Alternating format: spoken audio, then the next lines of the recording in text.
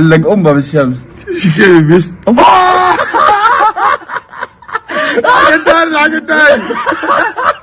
خلاص.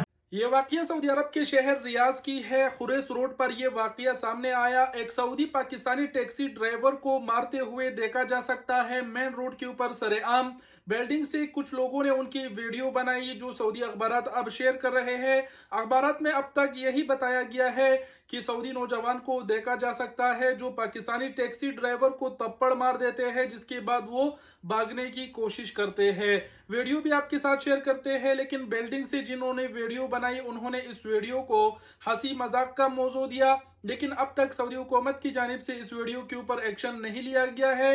और हमें लगता है कि बहुत जल्द जो सऊदी है जिसने पाकिस्तानी टैक्सी ड्राइवर को थप्पड़ मारा है वो भी गिरफ्तार होगा। वीडियो ये आप मुलाहजा करें, लेकिन इससे पहले एक और वीडियो आपके साथ शेयर करना चाहते हैं। एक और वीडियो आप मुलाहजा करें जो ताइफ की है। ताइफ में भी एक तेज रफ्तार गाड़ी काबू से बाहर होकर दुकान में जा घुसी।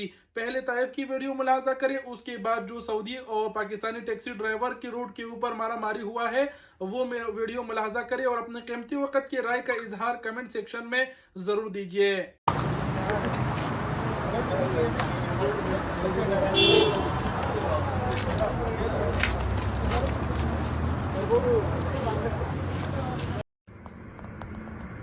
والله اضطرب واحد بالحذيان اقول لك، والله بالحذيان. شوف بالحذيان كلهم ماسك حذيانه، كلهم ماسك حذيانه.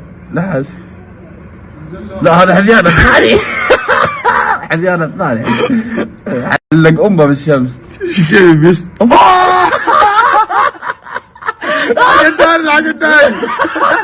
على خلاص في المصارع على خلاص يا عيال. خريس يو حصريا بخريس الصبح الساعة كم؟ 10:05 يو زمن الدب زمن